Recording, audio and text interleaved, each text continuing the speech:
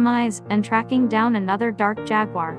These contending interests are no less streamlined by Maka's blockbuster requests that this should be a standard hit and usher in the following period of the realistic universe, and the heaviness of satisfying dark people who feel seen by the fantastical affirmation of dark regalism. It's a lot for one film. What's more, you get the feeling that this ought to have been two. At essentially every turn, Wakanda for Eternity fizzles, beginning with its setup. Pilgrim nations, presently scared of an African superpower, are scouring the world from one ocean to another looking for vibranium, the metallic mineral that controls the African realm. A youthful researcher named Riri Thorne, treated as a brave bit of hindsight, assumes a part in a pursuit that leads hired soldiers profound submerged, where they experience Namor/Kukulkan, a threatening and striking Tenequerta, the ruler of Talokan, and his kin, who are none excessively content with the surface world. They need to obliterate it, as a matter of fact.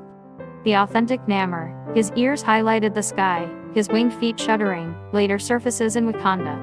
With water actually dribbling from his jade studs and flashing, vibranium pearl gold neckband, he moves toward a still melancholy Ramonda and an unpleasant Shuri, with a danger taking on the appearance of a partnership. His appearance makes Wakanda go to Everett Ross, Martin Freeman, which prompts different appearances and subplots that burden the whole film with establishment assumptions. Notice. What's basic to Dark Jaguar Wakanda for Eternity is the manner in which Coogler focuses exemplary fury. Ramonda's most memorable large scene is her counseling the unified countries for anticipating that she should share vibranium with the world, even as they attempt to take the asset from her country. Bassett with a capital A acts in a succession where her voice blasts, her look is fixed and unforgiving, and the toxin is felt. But then Shuri, who has covered herself in her lab, creating risky weapons, feels more terrible. She needs to see the world consume. Their common displeasure powers a heave of limited choices that lead to additional accelerations with Namor, who frantically points to retaliate for his mom and his progenitors. The film endeavors to situate the threesome as various phases of distress, however, in attempting to raise watchers to an acceptable level on the monstrosities experienced by Namor, it turns out to be slow and exaggerated. Perhaps some place a way existed to interface these bends together. In any case, that would require preferred visual narrating over the film offers. Very frequently, the exchange stays on a superficial level, either by giving reams of work, externalizing precisely exact things on the person's brain, or by attempting to merge together the genuine misfortune felt by the entertainers with that of the characters. The last option surely offers these entertainers an essential opportunity to handle their hurt on screen, yet when did movie producers fail to remember how to show without telling? For what reason are contemporary blockbusters so fascinated with holding the crowd's hand by giving consistently detail? At a certain point, after Namor makes sense of his whole origin story, Shuri answers with, "For what reason are you letting me know all of this?" It seems like a note Coogler provided for himself. Promotion. The weaknesses in exchange and story, and how frequently Dark Jaguar Wakanda for Eternity bows to ip-driven needs, would be more straightforward to stomach on the off chance that the visual parts weren't really creaky. The jumpy battle successions are too hard to even consider following, inelegant.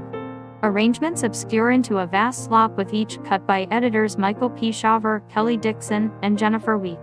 Truly, there were projection issues with my screening of the film, so I will forego thoroughly excusing the all too dim lighting, yet the real outlining by cinematographer Harvest Time Durald Archipal, working with the film's extensive enhanced visualizations, comes up short on feeling of room at any rate. Scenes of regular day-to-day existence in Wakanda, dark people shopping, networks giggling and appreciating each other's conversation that once filled the watcher with satisfaction, feel counterfeit here. The huge scenes of the country, which whenever were loaded up with quality, are presently cloudy foundations.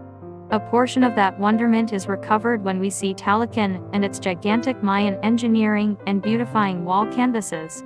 In any case, you wish, similar as Dark Puma, that Namor was first given his own film where these scenes could inhale, and we could become as coordinated in this realm as we became in Wakanda. Notice.